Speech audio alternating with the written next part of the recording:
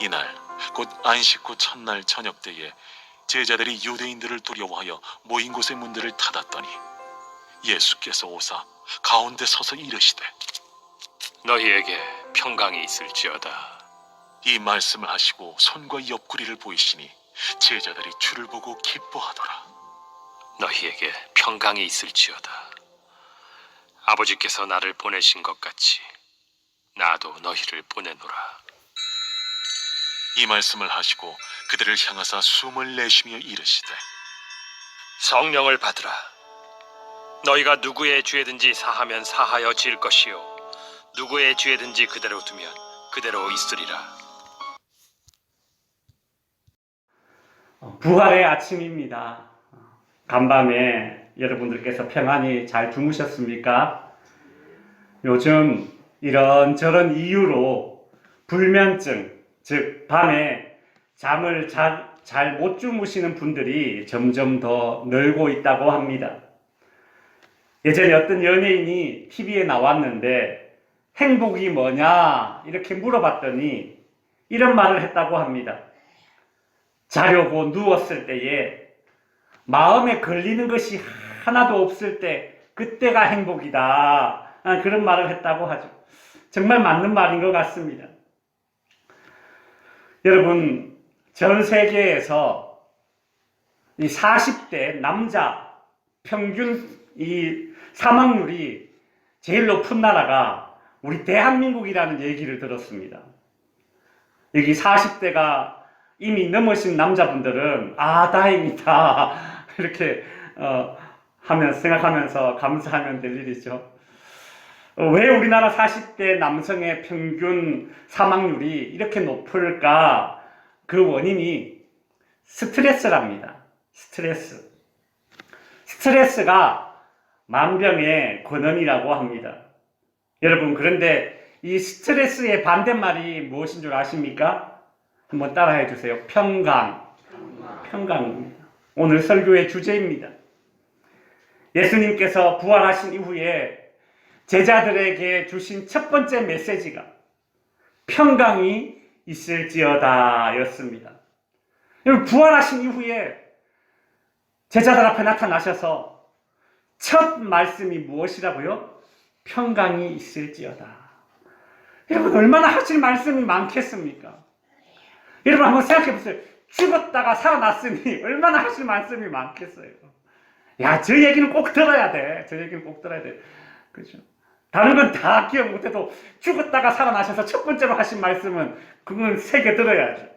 얼마나 중요한 말씀이겠습니까? 예수님께서 제자들에게 평강이 있을지어다 라고 첫 메시지를 선포하셨습니다. 왜 이 말씀을 주셨을까요?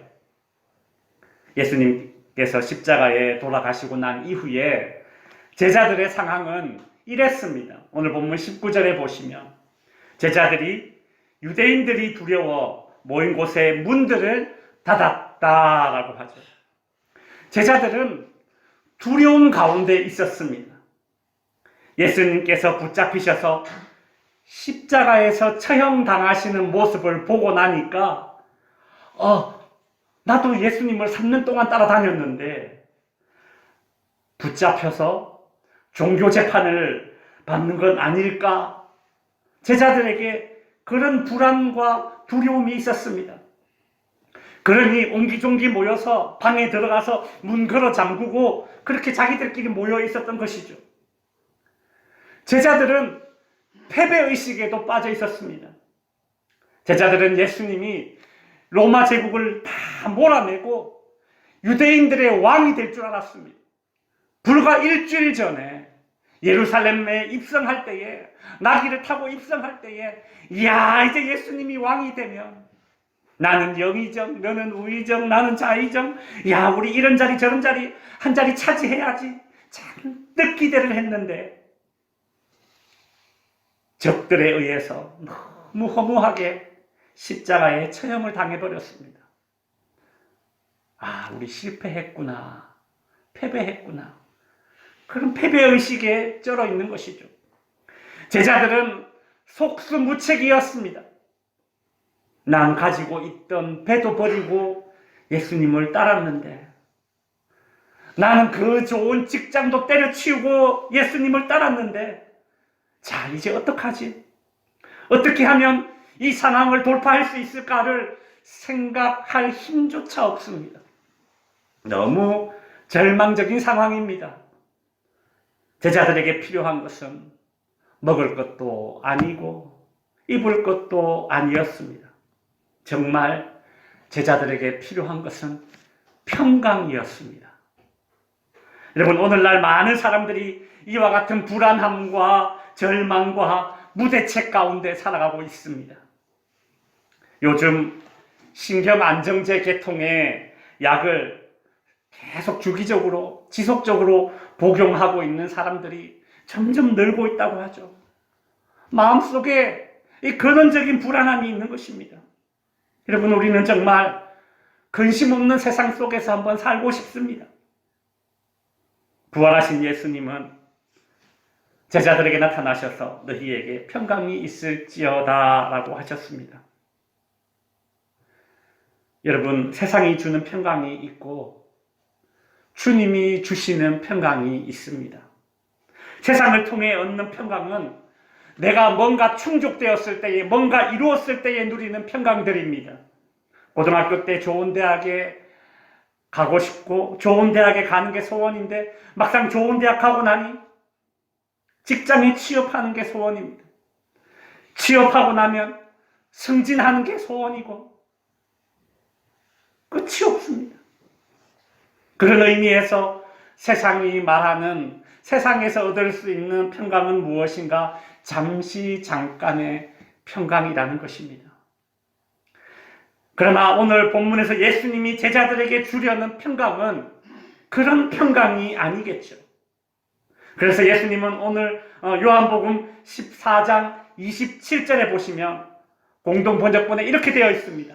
나는 너희에게 평화를 주고 간다.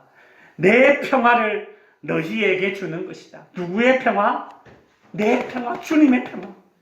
내가 주는 평화는 세상이 주는 평화와는 다르다.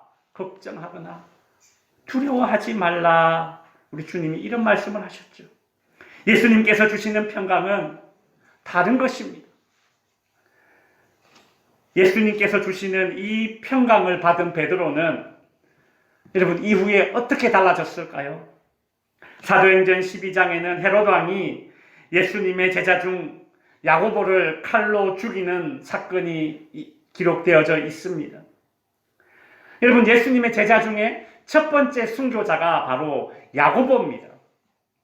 그런데 이 헤롯 왕이 야고보를 딱 죽이고 나니까 유대인들이 너무 좋아하는 거예요. 야, 내가 저 야고보를 예수의 제자를 죽이고 나니까 자신의 이 지지율이 쫙 올라간단 말이죠. 이번에는 이 초대교회에서 좀 더 영향력 있는 사람을 내가 죽여야겠다. 이런 생각을 하게 되었습니다. 그래서 누구를 선택했느냐면 바로 그 당시에 초대교회의 리더였던 베드로를 잡아서 감옥에 가둬버렸습니다.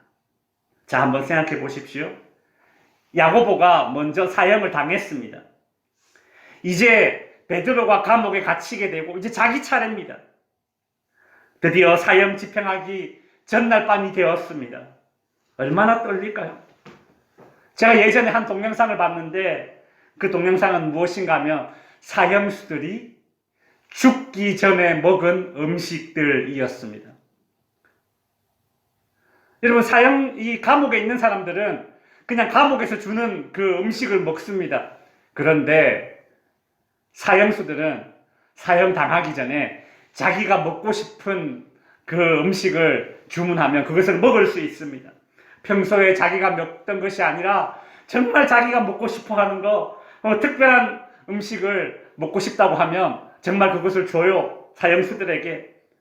근데 어느 날 그 특별한 음식이 나오면 사형수들의 마음이 어떨까요? 와, 이거 맛있겠는데? 그런 마음이 들까요? 오늘 내가 죽는 날이구나. 음식을 제대로 못 먹는다고 합니다. 베드로가 사형을 당하기 전날이 어땠을까요? 사도행전 12장 6절과 7절에 보시면 그날의 상황이 이렇게 기록되어 있습니다.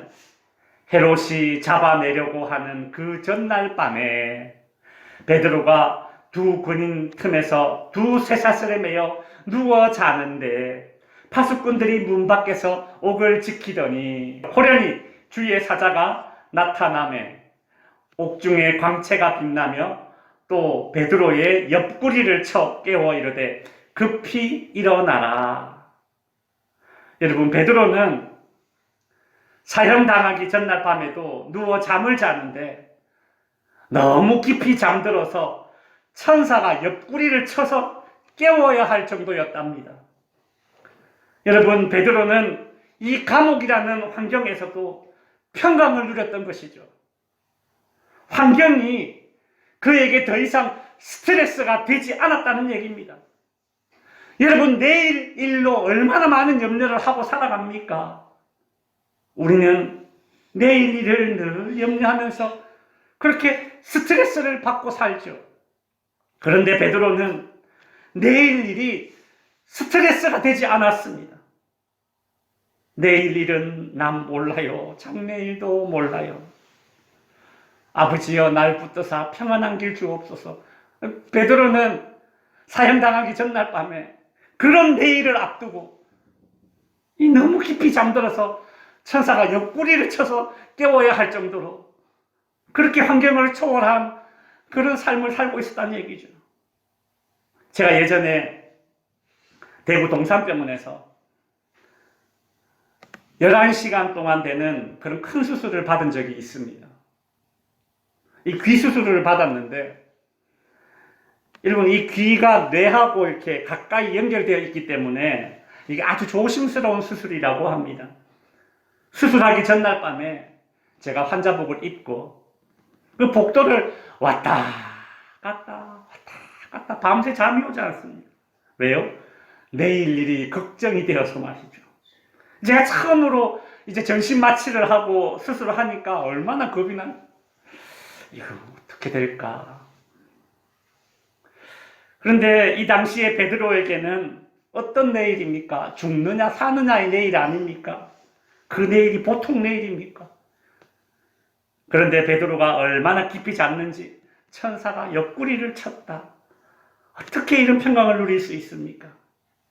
이게 그냥 이 베드로가 둔감한 성격이라서 성격이 워낙 낙천적이라고 해서 가능한 일입니까? 아닙니다. 베드로가 처한 이 정도의 상황에서는 그 사람이 가지고 있는 본래 기질, 성격 이런 것들이 전혀 작동되지 않습니다. 그렇다면 어떻게 이런 일이 가능합니까? 이유는 하나밖에 없죠. 내 안에서 나온 평강이 아니라면 밖에서 주어진 평강밖에 없습니다. 베드로 안에서 나온 평강이 아니라 우리 주님이 주신 평강을 베드로가 누리고 있는 겁니다. 이게 부활을 믿는 자들이 누리는 평강입니다.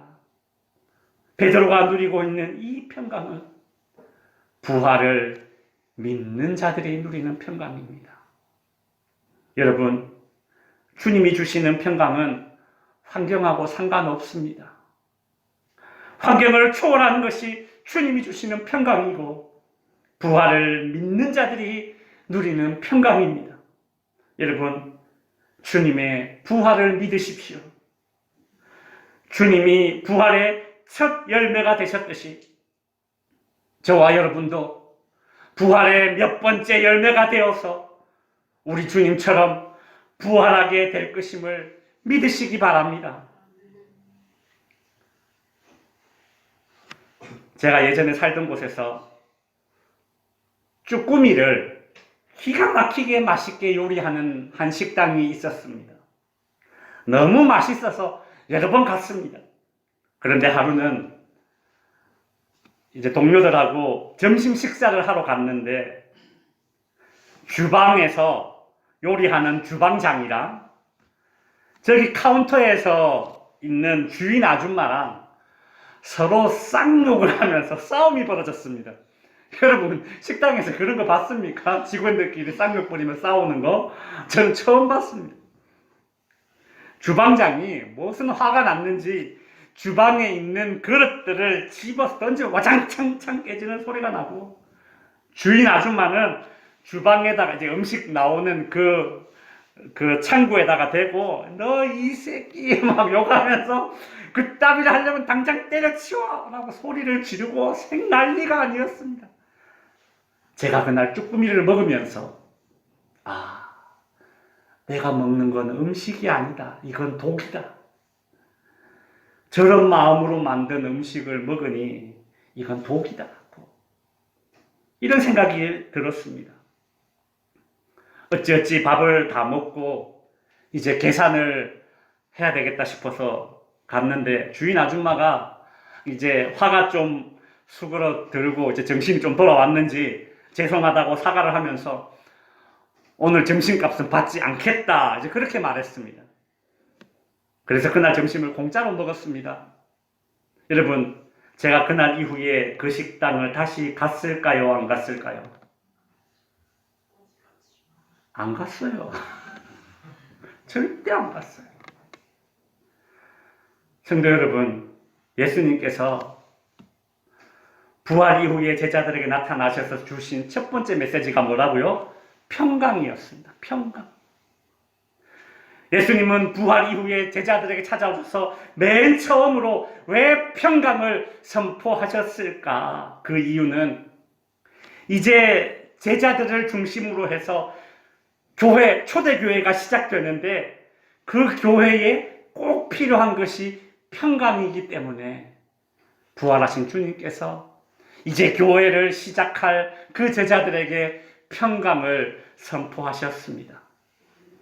여러분, 개인에게 평강이 있어야 하고 가정에도 평강이 있어야 하고 특별히 교회에도 평강이 있어야 합니다.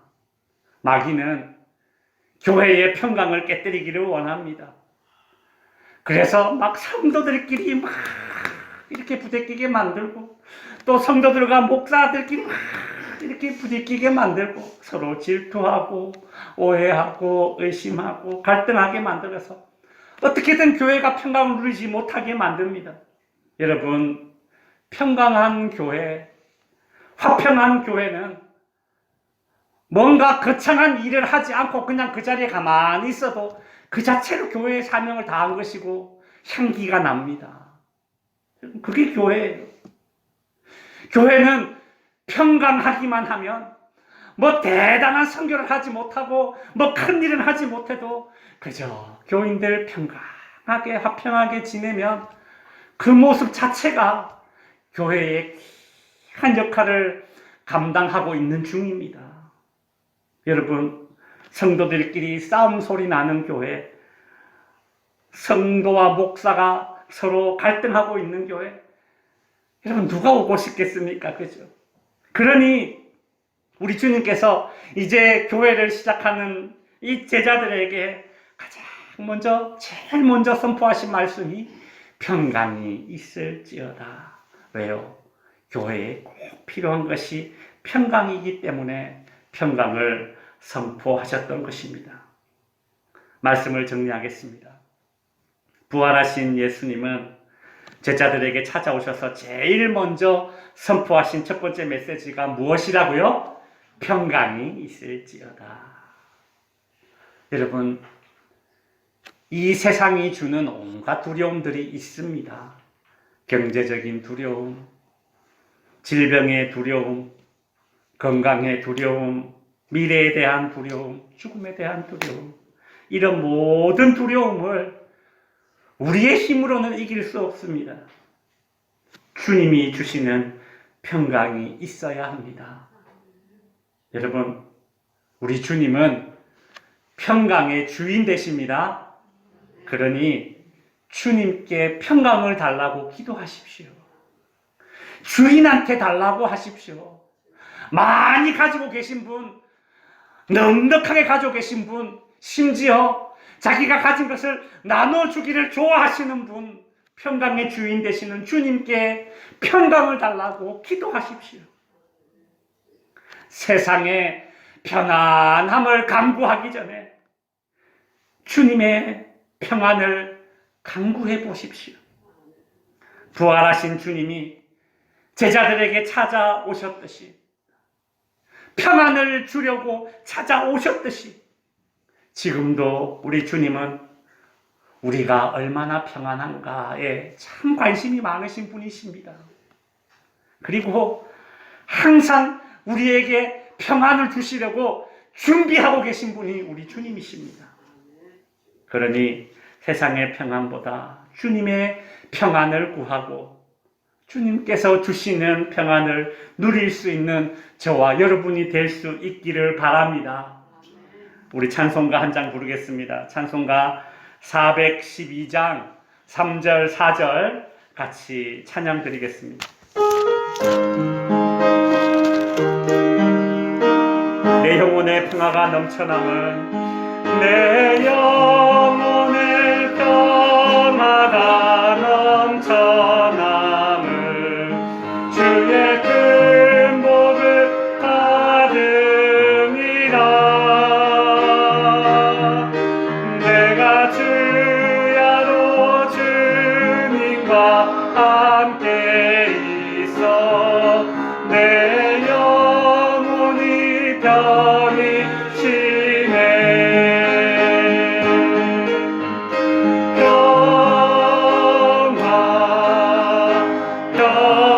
평화로다 하늘 위에서 내려오네. 그 사랑의 물결이 영원토록 내 영혼을 덮으소서. 이 땅 위에 험한 길 가는 동안, 이 땅 위에 험한 길 가는 동안 참된 평화가 어디 있나. 우리 모두 다 예수를 친구 삼아 참 평화를 누리겠네.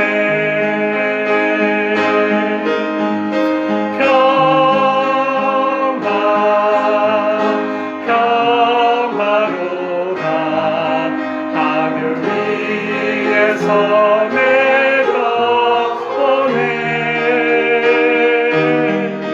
그 사랑의 물결이 영원토록 내 영혼을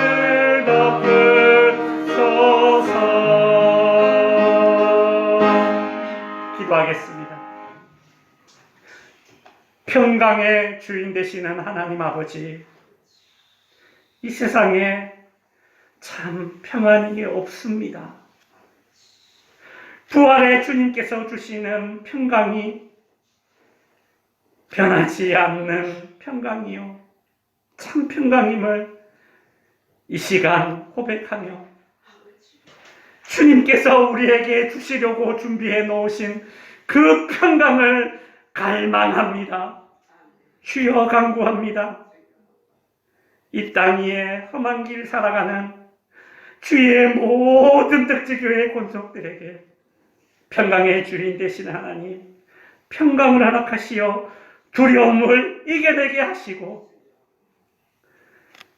주님과 동행하는 평강을 모두가 누릴 수 있도록 평강의 은혜 더하여 주시옵소서. 감사드리며 거룩하신 예수님의 이름으로 기도드립니다.